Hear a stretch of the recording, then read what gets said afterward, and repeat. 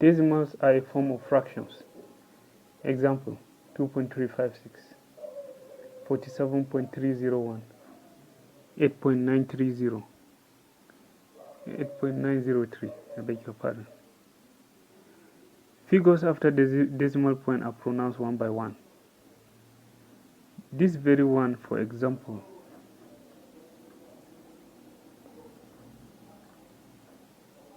is pronounced 47.301 and not 47.301.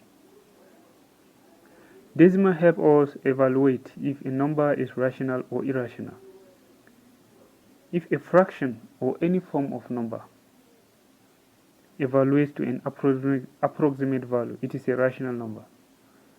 Let me illustrate this statement with an example.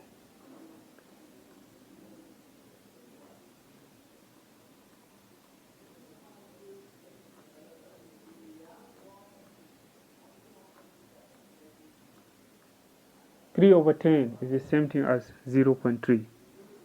0.3 is an approximate value, so 3 over 10 is a rational number.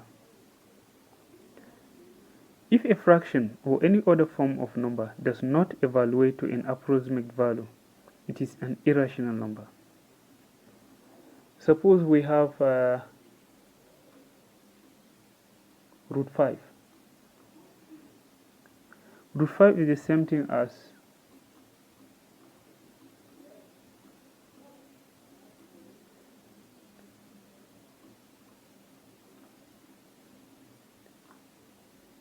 root 5 is the same thing as 2.23606 dash dash dash. It keeps going on and on and on. This is not an approximate value, so root 5 is an irrational number.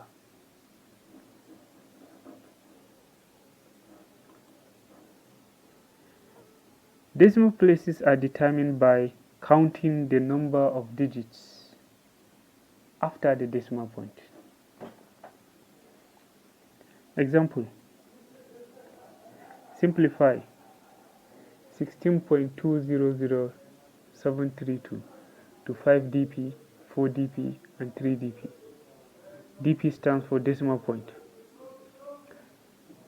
Okay, to simplify 16.00732 to 5 dp, we start by counting after the decimal point.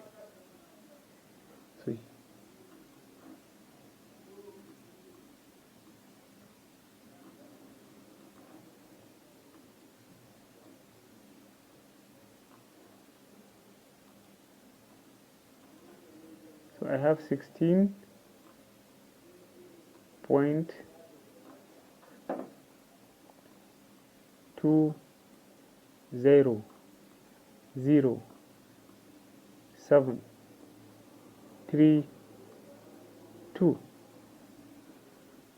I'm going to round it up to 5 decimal places.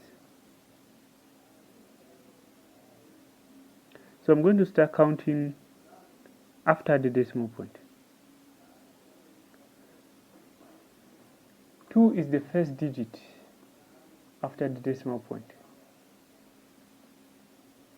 So I'll start from here. 1, 2, 3, 4. I'll also include the zeros, as long as they are in between non-zero digits. Zeros in between non-zero digits are counted. Let me go again. 1, 2, 3, 4, 5. So I'll stop here. That means 16.200732 to 5 decimal place will be equal to 16.2007.3.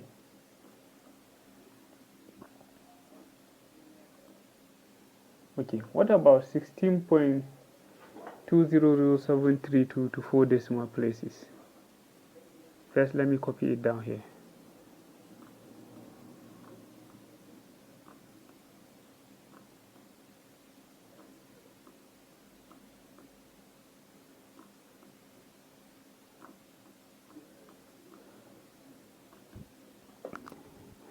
So I'm going to count 4 places after the decimal point, starting from here. 1, 2, 3, 4. So 16.200732 to 4 decimal place is 16.20. Oops.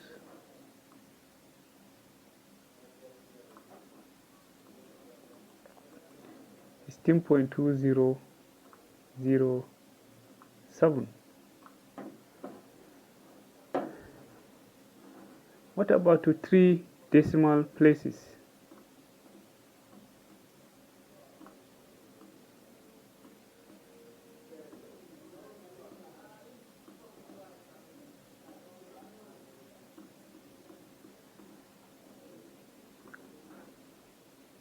One, 2, 3.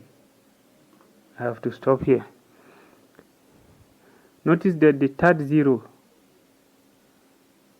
is preceded by 7. Okay. So it's going to be 16.201. Once again, notice that the third 0 changes to 1. This is because the next number is equal to or greater than 5. That's 7. 7 is greater than 5.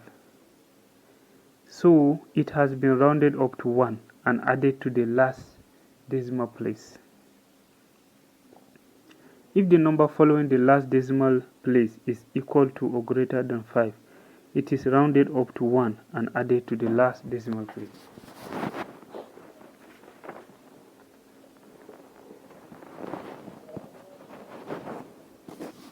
Next, we look at significant figures. Significant figures are determined by counting the non-zero digits. Depending on the position of the first non-zero digit, the counting may start before or after the decimal point. Let's look at these 2 examples.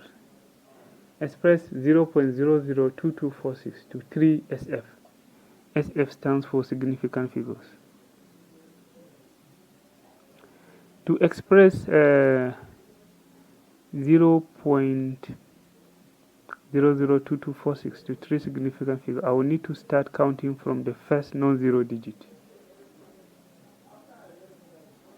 which is 2.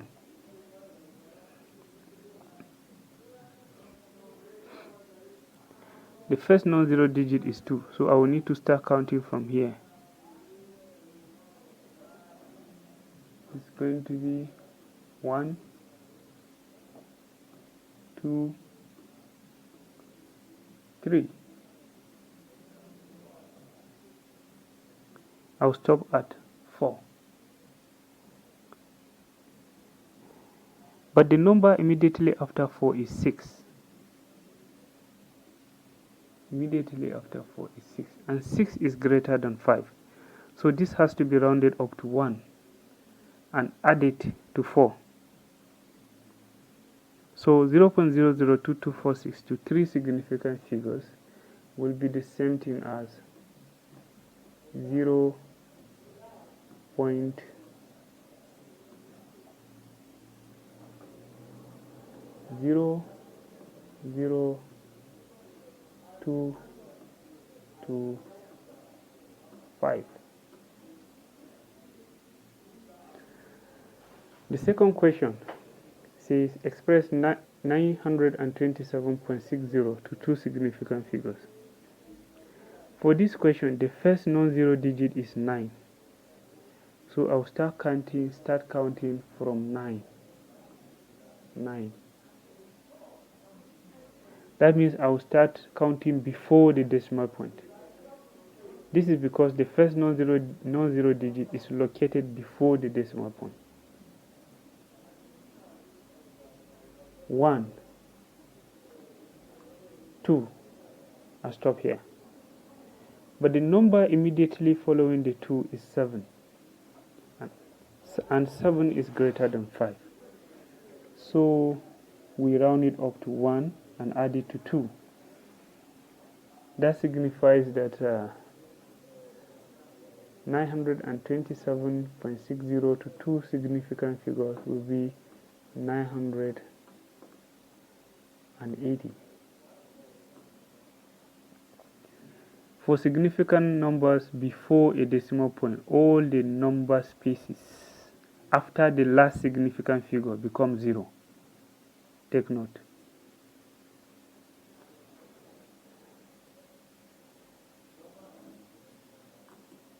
Okay, place value. The place value of a digit is its magnitude compared to its base. I'll use only base 10 in this case. Now consider this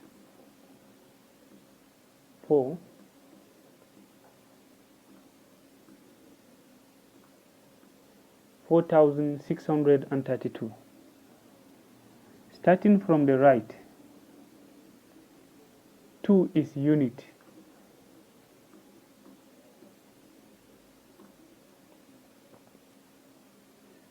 3 is tens.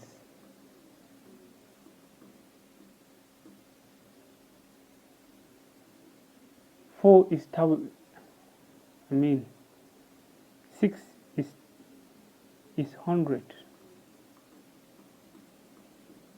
And 4 is 1000. So we have 4,600, 3 tens, and 2 units. Once again, consider this.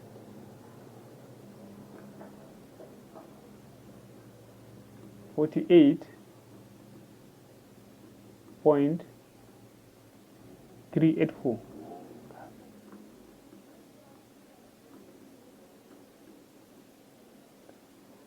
For figures with decimal point, the third decimal point is thousands. So starting from the right, 4 is thousands. 4 is thousands. 8 is hundreds. 3 is tens.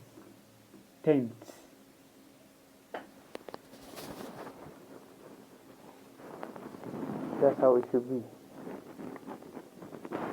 Thousands, hundreds, tens.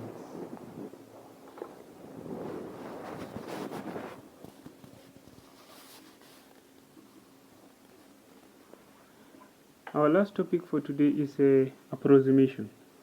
Approximations is a method of counting to the nearest whole. Such wholes could be tens, hundreds, thousands, etc. Okay, example, round off 24.765 to the nearest whole.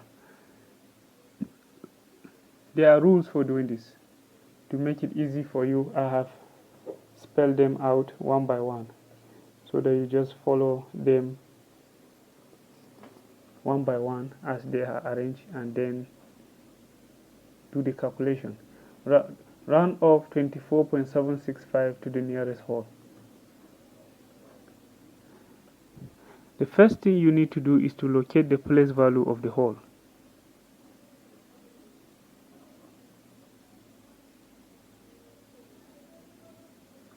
This is the whole is talking about the whole number 24. Now the place value is a 4 unit. The 4 is a unit. The 4 is a unit. So the nearest whole number to 24 is 25, because after 4 is 5. That means we have 25. Okay, in the second step, we are in the second step now. To round up 24 to 25, we have to look at the next digit after the decimal point. Is it greater than 5? Yes. The next digit after 4 is 7 and is greater than 5. So you round it up to 1 and add it to 4. So 24 becomes 25.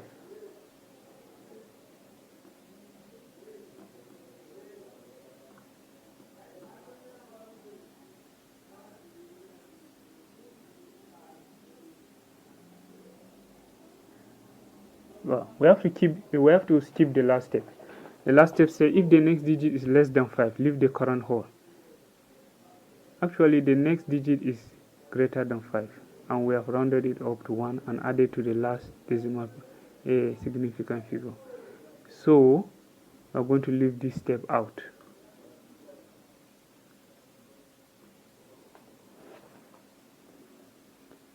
Completely.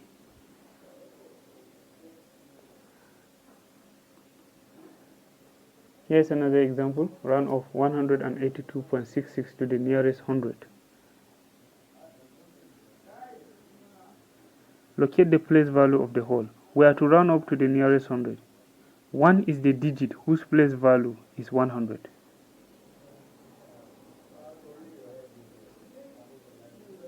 The number 1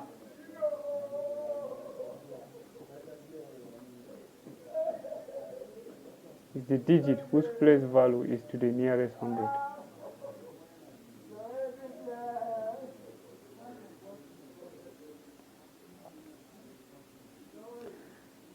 Okay.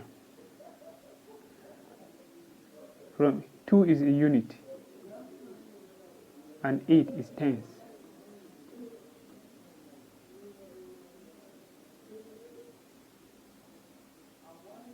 Now if the next digit is greater than 5, we're in step 2. If the next digit is greater than 5, round it up to 1 and add to the whole. The next digit after 1 is 8. Let me break the numbers here. 182.66. The next digit after 1 is 8. And 8 is greater than 5. So we round up to 1 and add it to 1. So our 1 becomes 2. That means 182.66 to the nearest whole is 200.